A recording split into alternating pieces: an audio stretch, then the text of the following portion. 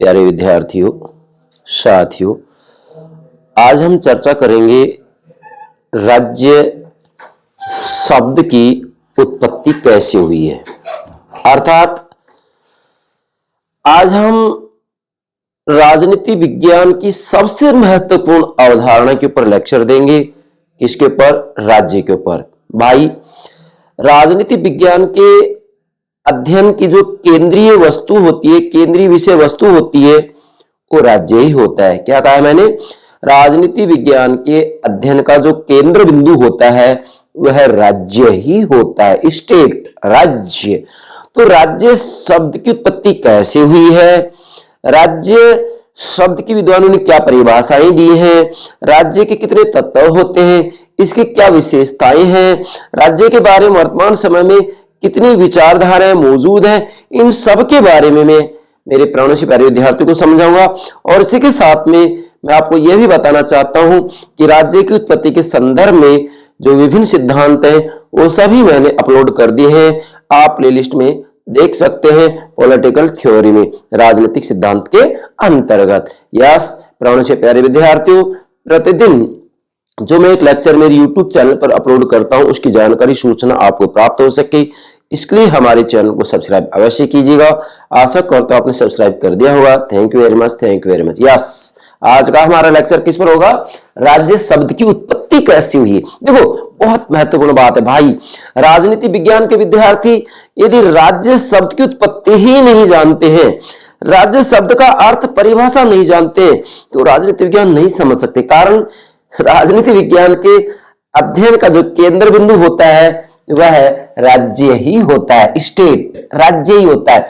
तो आज हम सबसे पहले आपको केवल एक ही बात बताएंगे कि जो राज्य शब्द है, इस राज्य शब्द की उत्पत्ति कैसे हुई है। बहुत महत्वपूर्ण बात है, इसको आपको ध्यान से समझना है। मैंने सभी महत्वपूर्ण बातें नोट कर दिए और ये समझने के बाद में इसके ऊपर चाहे किसी भी रूप में प्रश्न पूछा जाए, आपका आंसर गलत नहीं होगा। केवल किसकी चर्चा कर रहे हैं? राज्य शब्द की उत्पत्ति कैसे हुई है। ये राज्य की जो परिभाषाएं हैं, ये परिभाषाओं की मैं अलग से लेक्चर अपलोड करूंगा, राज्य के तत्वों पर भी अलग से लेक्चर अपलोड करूंगा। हाँ, आज कुछ संकेत अवश्य दूंगा मैं। राज्य शब्द की उत्पत्ति को समझिए। अब क्या यह बात तो निश्चित होगी कि अगर आपको राजनीति विज्ञान समझना है तो राज्य शब्द को, राज्य अवधारणा को आपको बेहतर तरीके से समझना होगा। राजनीति विज्ञान का अध्ययन राज्य के अध्ययन के बिना असंभव और अपूर्ण है। जैसा कि मैंने नोट भी किया है, अध्ययन असंभव और अपूर्ण है। और इसी के साथ में राज्य के अर्थ पर विभिन्न विद्वानों ने विभिन्न प्रकार के विचार दिए हैं, विभिन्न प्रकार के दृष्टिकोण मौजूद हैं। मतलब राज्य शब्द का जो अर्थ है, अगर हम इतिहास में जाएं और इतिहास की बात करें तो प्राचीन समय में राज्य का अर्थ कुछ दिया गया था, मध्यकाल में कुछ अलग अर्थ दिया गया और आधुनिक समय में राज्य का कुछ अलग अर्थ दिया जाता है। यह बात केवल राज्य पर लागू नहीं होती है, बल्कि राजनीति विज्ञान की जितनी भी अवधारणाएं हैं, राज्य स्वतंत्रता, समानता, अधिकार, न्याय, कर्तव्य इत्यादि जितनी भी अवधारणाएं उन सब पर लागू होता है। अर्थात समय और परिस्थिति के हिसाब से इन सभी अवधारणाओं का अर्थ बदलता रहता है। तो ठीक इसी प्रकार से राज्य का अर्थ भी समय और परिस्थिति, आवश्यकता के अनुसार परिवर्तित होता रहा है। प्राचीन काल में राज्य का कुछ अर्थ था, मध्यकाल में कुछ अर्थ था और आधुनिक समय में राज्य का कुछ अर्थ है। मैं अलग से राज्य के अर्थ का जो इतिहास है इसके ऊपर लेक्चर अपलोड करूंगा, ये बात आपको ध्यान रखना है। और अगला ही लेक्चर इसी पर होगा कि प्राचीन समय में, मध्यकाल में और आधुनिक समय में राज्य का अर्थ किस भाव से लिया जाता है। लेकिन आज तो हम केवल राज्य शब्द की उत्पत्ति की चर्चा करेंगे। यस, तो ध्यान दे बेटो, राजनीति विज्ञान के अध्ययन का जो केंद्र बिंदु होता है बेटा वह राज्य होता है। नोट करें, राजनीति विज्ञान के अध्ययन का जो केंद्र बिंदु है वह क्या है? राज्य है, स्टेट, राज्य है। मतलब यदि आप राज्य का अध्ययन नहीं करते हैं, राज्य की उत्पत्ति कैसे हुई है, राज्य निर्माण के कितने तत्व हैं, राज्य की क्या विशेषताएं हैं, इसी प्रकार में राज्य के संदर्भ में कितने दृष्टिकोण प्रचलित है, ये बातें आप नहीं समझते हैं तो राजनीति विज्ञान नहीं समझ सकते। इसी के साथ में राज्य की उत्पत्ति के कितने सिद्धांत हैं, उन सभी सिद्धांतों को समझना भी जरूरी है। मीन्स राज्य की उत्पत्ति के सिद्धांत, राज्य के कार्य, उद्देश्य, लक्ष्य तत्व, विशेषता, इन सब बातों को समझना बेहद जरूरी है। अगर आप राज्य से संबंधित इन बातों को नहीं समझ पाते तो राजनीति विज्ञान भी नहीं समझ पाएंगे। इसलिए राजनीति विज्ञान के अध्ययन का जो केंद्रीय बिंदु है, केंद्रीय विषय है, वह राज्य है। और राजनीति विज्ञान को आप राज्य के अध्ययन के बिना नहीं समझ सकते। इसलिए राजनीति विज्ञान का अध्ययन राज्य के अध्ययन के बिना असंभव और अपूर्ण है। मतलब राज्य को समझे बिना आप राजनीति विज्ञान नहीं समझ सकते। और राज्य के अर्थ के ऊपर विभिन्न विचार प्रचलित है, विभिन्न प्रकार के विचार दिए गए, विद्वानों ने इसके ऊपर अपने अलग अलग विचार दिए, जिनकी चर्चा हम अगले लेक्चर में करेंगे। ये बात क्लियर हो गई, आगे बढ़ते हैं। अब मूल बात आती है जो कि एग्जाम की दृष्टि से ही नहीं बल्कि राजनीति विज्ञान के विद्यार्थियों की इसकी जानकारी होनी ही चाहिए। अब ध्यान दें बेटा, राज्य शब्द की उत्पत्ति, राज्य को अंग्रेजी में क्या कहते हैं? स्टेट। तो स्टेट शब्द की उत्पत्ति लैटिन भाषा के शब्द स्टेटस से हुई है या निकला है। मतलब स्टेट शब्द लैटिन भाषा के शब्द स्टेटस से निकला है। किस भाषा से? लैटिन भाषा के शब्द स्टेटस से स्टेट शब्द निकला है। क्लियर? अब यहां मूल बात यह आती है कि आखिर स्टेटस का क्या अर्थ होता है? समाज के अंतर्गत व्यक्ति का एक स्टेटस होता है, उसकी अपनी एक स्थिति होती है, प्रतिष्ठा होती है। तो इसका भावार्थ यही निकल रहा है। मैंने यहां लिखा है अर्थात, मतलब स्टेटस का क्या अर्थ होता है? स्टेटस का अर्थ होता है एक व्यक्ति का सामाजिक स्तर। मतलब एक व्यक्ति का जो सामाजिक स्तर होता है, जो उसकी प्रतिष्ठा होती है, उसे स्टेटस की संज्ञा दी जाती है। तो वास्तव में स्टेटस का अभिप्राय होता है एक व्यक्ति का सामाजिक स्तर। अब चूंकि हमें तो जो स्टेट है, स्टेट अर्थात राज्य का स्तर निश्चित करना है, और प्रारंभ से ही स्टेट अर्थात राज्य का स्तर निश्चित करने में कठिनाइयां रही हैं। प्राचीन काल में इसका स्तर के बारे में कुछ कहा जाता है, मध्यकाल में कुछ कहा जाता है और आधुनिक समय में कुछ कहा जाता है। क्या कहा जाता है इसके ऊपर मैं अलग से लेक्चर अपलोड करूंगा। किस नाम से? राज्य शब्द के अर्थ के ऊपर प्राचीन, मध्यकाल और आधुनिक समय में क्या कुछ कहा गया, मतलब राज्य के अर्थ का इतिहास, इस नाम से मैं लेक्चर अलग से अपलोड करूंगा, जिसमें कि आप ये सभी भाव ठीक से समझेंगे। तो बेटा वास्तव में यहां स्टेटस का अर्थ होता है कि एक व्यक्ति का सामाजिक स्तर क्या है। तो यहां इसी बात को जब राज्य पर लागू करते हैं तो राज्य का स्तर क्या है, तो राज्य के स्तर वास्तव में निश्चित करने में बड़ी कठिनाई आ रही थी। कैसे रही है? जैसे प्राचीन काल के अंतर्गत यूनान की बात हम करते हैं तो वहां पर नगर राज्य हुआ करते थे, और नगर राज्य को एक आत्मनिर्भर संगठन माना जाता था, नगर राज्य को एक नैतिक संगठन माना जाता था। मध्यकाल में आते हैं तो वास्तविक रूप में चर्च को प्रथम स्थान दिया गया और चर्च को राज्य के अधीन कर दिया गया। उसके बाद में फिर मैकियावेली ने सर्वप्रथम ये बात कही कि नहीं भाई, वास्तविक रूप में जो चर्च है वह राज्य के अधीन होगा। तो मतलब समय समय पर हम कहें कि समय, परिस्थिति और आवश्यकता के अनुसार इसके भाव परिवर्तित होते रहे।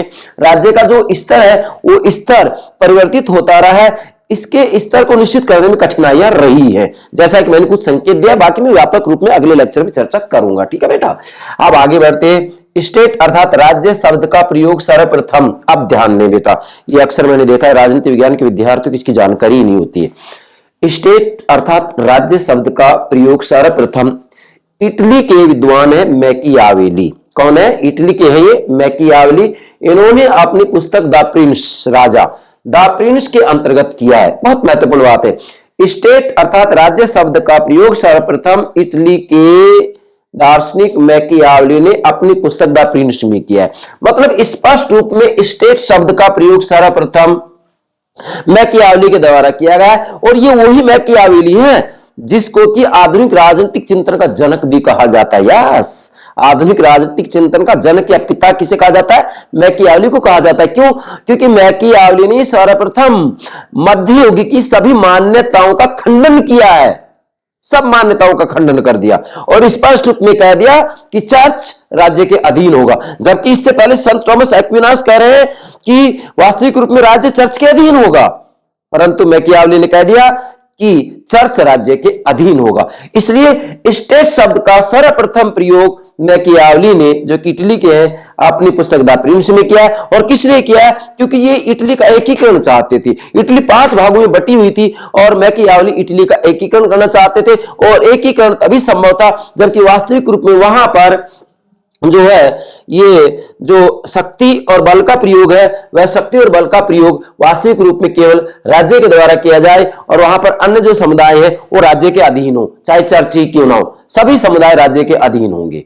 इसलिए मैकियावली ने ही सर्वप्रथम अपनी पुस्तक द प्रिंस के अंतर्गत स्टेट शब्द का प्रयोग किया है और मैकियावली आधुनिक राजनीतिक चिंतन के जनक कहलाते हैं। कारण क्योंकि मध्य युग की सभी मान्यताओं का, परंपराओं का इन्होंने खंडन किया है। किसने? मैकियावली ने। याद रखना है बेटा। अब अगली बात आती है इससे पूर्व मीन्स, अब ये नहीं है कि भाई मैकियावली से पहले वास्तविक रूप में राजनीतिक समुदाय नहीं था। नहीं, राजनीतिक समुदाय था।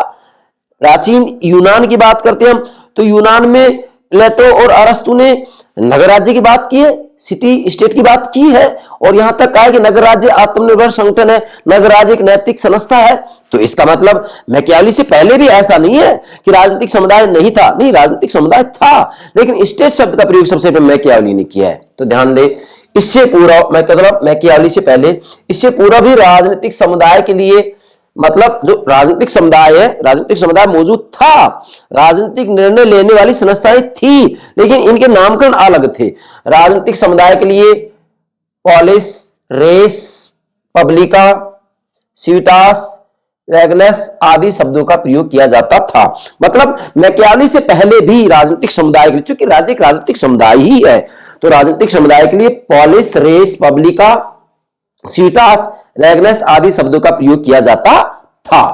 वो एक अलग बात है कि भाव अलग है, लेकिन डेफिनेटली मैकियावली से पहले भी राजनीतिक समुदाय मौजूद था। प्राचीन यूनान की बात करें तो नगर राज्य मौजूद था।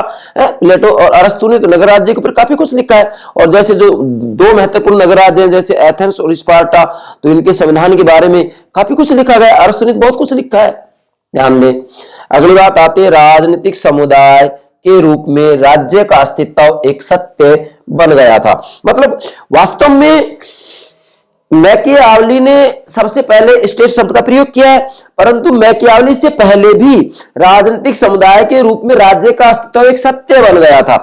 मतलब मैकियावली से पहले वास्तव में राज्य एक राजनीतिक समुदाय के रूप में सत्य बन गया था। अर्थात वास्तविक रूप में इससे पहले वास्तव में नियंत्रण और बल के रूप में निर्णय लिए जाने लगे थे। मैकियावली से भी पहले कब कब क्या क्या हुआ था, इसका पूरा इतिहास मैं अगले लेक्चर में बताऊंगा।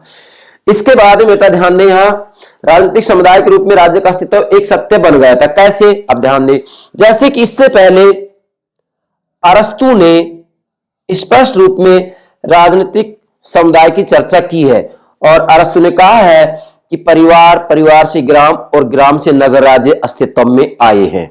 जैसे कि अरस्तु ने कहा है कि राज्य का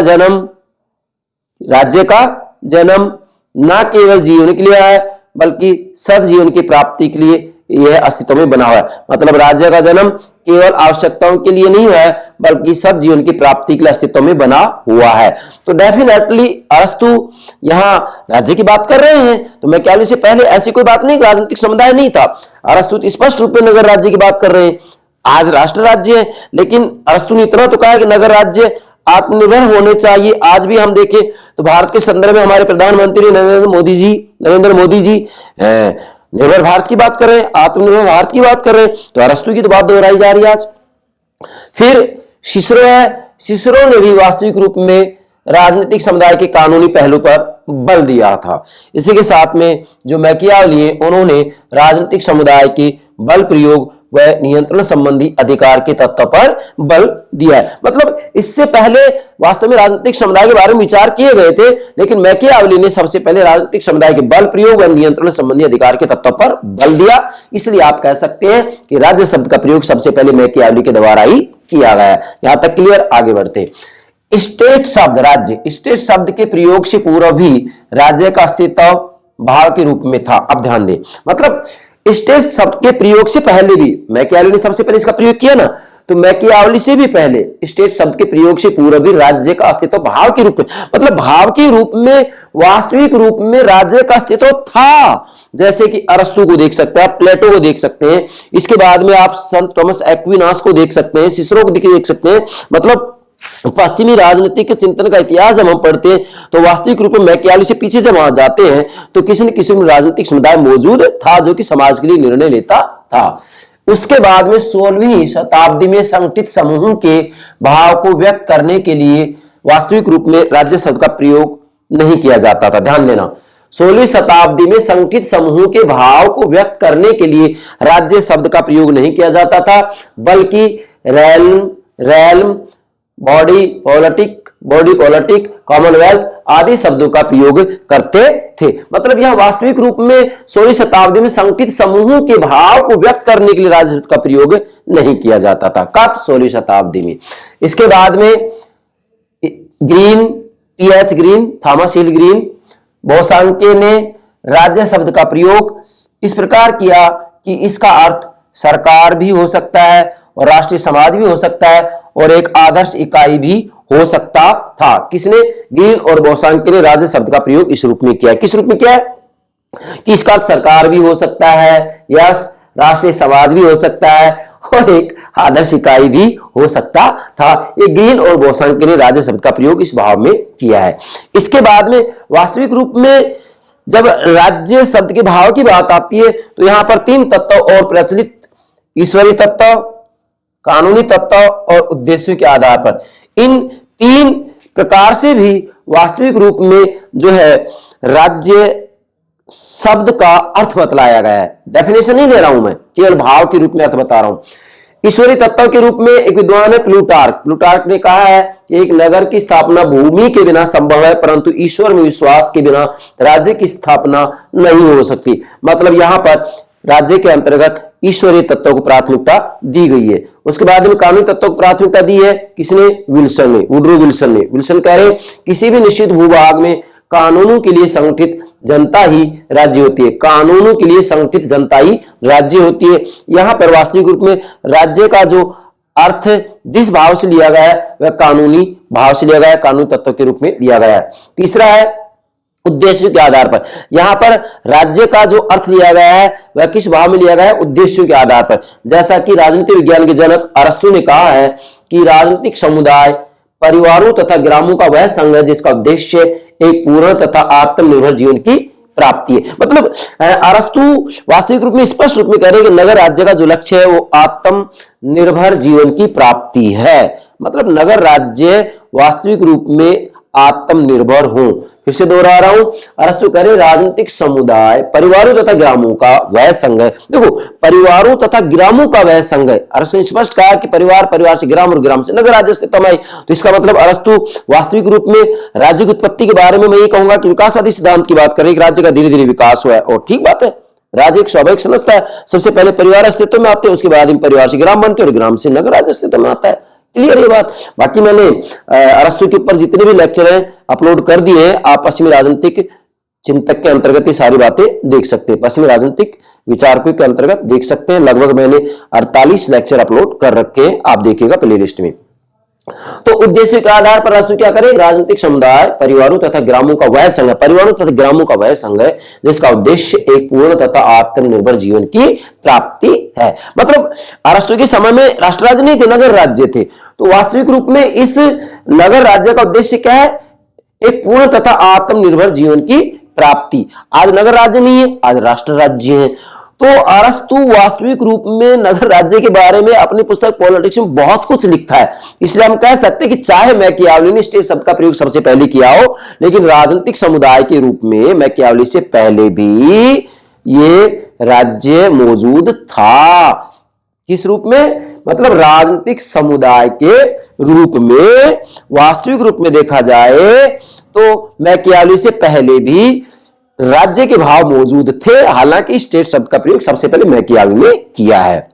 तो ये हो गया आपका राज्य शब्द की उत्पत्ति के बारे में चर्चा होगी। मुझे पूरा विश्वास है आप इसको ठीक से समझ गए हैं कि राज्य शब्द की उत्पत्ति कैसे हुई है, सर्वप्रथम स्टेट राज्य शब्द का प्रयोग किसने किया है, किस पुस्तक में किया है? ये सब बातें क्लियर है। मैं पुनः दोहराना चाहता हूं, वास्तविक रूप में राज्य शब्द का प्रयोग सबसे पहले इटली के मैकियावेली के द्वारा किया गया है अपनी पुस्तक द प्रिंस में, जिनको कि आधुनिक राजनीतिक चिंतन का जनक भी कहा जाता है। एक बात तो ये, और स्टेट शब्द लैटिन भाषा की शब्द स्टेटस से निकला है, और स्टेटस का अर्थ होता है एक व्यक्ति का सामाजिक स्तर। और जब इसको राज्य के ऊपर लागू करते हैं, राज्य का स्तर निश्चित करने में कठिनाइयां रही थी, क्योंकि प्राचीन काल में इसका स्तर कुछ था, मध्यकाल में कुछ और आधुनिक काल में कुछ। ये क्या है प्राचीन काल, मध्यकाल और आधुनिक काल में, इसकी चर्चा हम कल करेंगे। आज तो केवल आपको ये दो बातें ध्यान रखनी है विशेषकर, और इसके आधार पर हम अगली बातें स्पष्ट करेंगे। तो ये होगा राज्य शब्द की उत्पत्ति किस प्रकार से हुई है। मुझे पूरा विश्वास है मेरे प्राणों से प्यारे विद्यार्थी राज्य शब्द की उत्पत्ति के बारे में सारी बातें ठीक से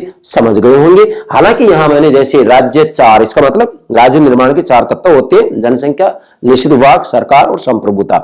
जनसंख्या, निश्चित विभाग, सरकार और संप्रभुता। फॉर एग्जाम्पल 1947 से पहले क्या भारत राज्य था? नहीं, क्योंकि 47 से पहले भारत के पास संप्रभुता नहीं थी, और 47 में जब भारत को आजादी मिली तो वास्तविक रूप में भारत संप्रभु हो गया, अर्थात आंतरिक रूप में सर्वोच्च हो गया और बाहरी रूप में ये स्वतंत्र हो गया। आंतरिक रूप में यह सर्वोच्च इसलिए कि किसी भी समुदाय के द्वारा इसको चुनौती नहीं दी जा सकती, सभी समुदाय राज्य का अधीन होंगे। और बाहरी रूप में स्वतंत्र इसलिए कि किसी भी देश के साथ भारत संधि करेगा तो किसी से अनुमति लेने की कोई आवश्यकता नहीं है। तो डेफिनेटली राज्य निर्माण के चार तत्व होते हैं: जनसंख्या, निश्चित विभाग, सरकार और संप्रभुता। ठीक है बेटा, इस दृष्टि से यदि हम भारत की बात करें, भारत के अंतर्गत जो संघ की इकाइयां हैं जैसे राजस्थान, हरियाणा, पंजाब, उत्तर प्रदेश, महाराष्ट्र, उत्तर प्रदेश इत्यादि जो भी है, तो ये वास्तव में इनको राज्य कहते हैं, लेकिन आलंकारिक रूप में ही राज्य है। राजनीति वैज्ञानिक शब्दावली में इनको राज्य नहीं कह सकते, राजनीति वैज्ञानिक शब्दावली में अधिक से अधिक इनको प्रांत कह सकते हैं, संघ की इकाई कह सकते हैं, संघ की इकाई